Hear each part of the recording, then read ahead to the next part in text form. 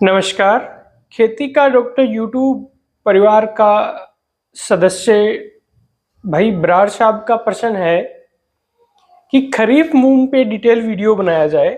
इस वीडियो में हम चर्चा करेंगे कि खरीफ का जो अभी मूंग है, जो ज़्यादातर एरिया में फली की अवस्था में है, उसमें हमें क्या करना चाहिए। पिछले कुछ दिनों में अभी राजस्थान के शेखावटी वाले एरिया में थे जहाँ से मैं हूँ, वहां मैंने देखा कि मूंग करते हैं लोग, लेकिन कोई मैनेजमेंट नहीं है और स्पेशली उसमें जानकारी का अभाव है। तो चलिए शुरू करते हैं। अभी जो हमारी मूंग की स्टेज है वो ये है कि मूंग है हमारा फली के ऊपर, बहुत कम अवधि की और जल्दी बुआई हो गई है, वो तो फली पकाऊ की तरफ जा रही है। पिछले 4-5 दिन में जो तेज धूप पड़ी थी पहले, उससे मूंग थोड़ा प्रीमेच्योर हार्वेस्टिंग की तरफ भी बढ़ रहा है। फिर भी हम क्या कर सकते हैं यदि हमारे मूंग की फली हरी है तो। देखिए, यदि कीड़े के पॉइंट ऑफ व्यू से बात करें तो अभी आप अटैक देख रहे होंगे कुछ इल्ली का, या कुछ लोगों के खेतों में कोई आपका छोटा मोटा कीड़ा खाने वाला, पत्ती खाने वाला कीड़ा होगा, या रस चूसने वाला सफेद मक्खी वगैरह होगी। तो इसके लिए आपकी क्या स्ट्रेटेजी होनी चाहिए इसको कंट्रोल करने के लिए। इसको कंट्रोल करने के लिए सबसे सिंपल और सस्ते में यदि आप रहना चाहते हो तो आप क्लोरोपाइरीफॉस का स्प्रे कर सकते हो। आपके मच्छर का अटैक स्पेशली ज्यादा है तो आप एसीफेट या डायमिथोएट के ऊपर भी रह सकते हो, लेकिन मच्छर और कीड़ा दोनों हैं तो उस केस में आप क्लोरोपाइरीफॉस के ऊपर जाएंगे। इसके अलावा यदि आप थोड़ा सा पैसा खर्च ठीक ठाक कर सकते हो और आपकी मूंग की फसल अच्छी है, उस स्थिति में आप क्लोरेंट्रानिप्रोल यानी जो कोराजन के नाम से मशहूर है वो वाली दवा का स्प्रे कर सकते हो। लेकिन क्लोरेंट्रानिप्रोल आजकल कई कंपनियों की आती है और इतनी ज्यादा महंगी भी नहीं है। तो कीड़े की बात क्लियर कि सिर्फ आपके मक्खी मच्छर टाइप के हैं तो आप एसीफेट या डायमिथोएट पे रह जाएंगे। आपके यदि इल्ली की समस्या है, मक्खी मच्छर भी है, तो आप इसमें क्लोरोपाइरीफॉस का स्प्रे कर दो। यदि आपके सभी टाइप की दिक्कतें हैं और आप पैसा खर्च कर सकते हो तो आप इसमें क्लोरेंट्रानिप्रोल यानी कोराजन वाला साल्ट 150 ml प्रति हेक्टेयर के हिसाब से करोगे। अब यदि आपके सिर्फ और सिर्फ इल्ली है तो और तापमान बहुत ज्यादा नहीं है तो उस केस में आप इमामेक्टिन बेंजोएट 200 ग्राम प्रति हेक्टेयर का भी स्प्रे कर सकते हो।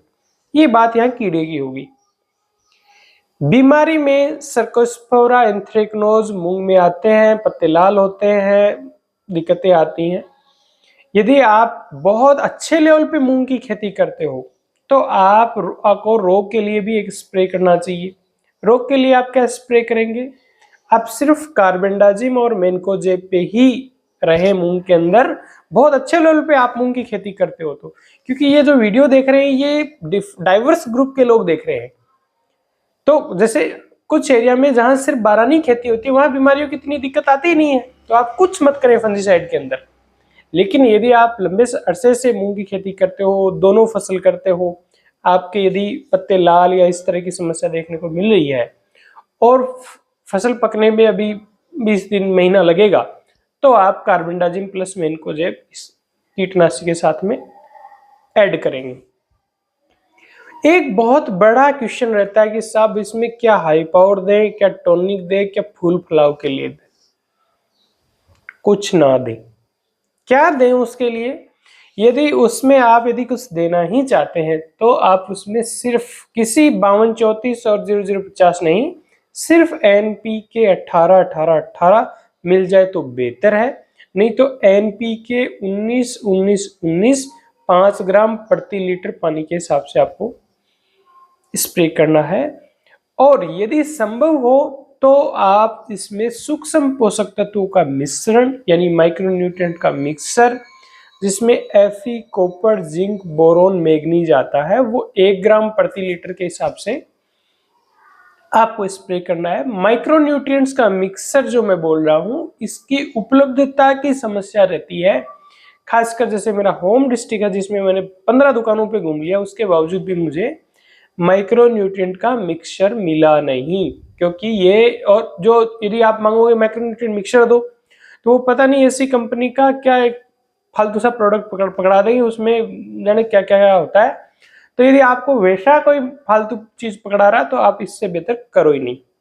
एक चीज जो मैंने देखा, हमारा ये कोटा रीजन जहाँ मेरा वर्किंग एरिया है, यहाँ तो एक जो आपका 500 लीटर का ट्रैक्टर का टैंक होता है वो आपका कम से कम 1.25 हेक्टेयर तक चिपका देते हैं।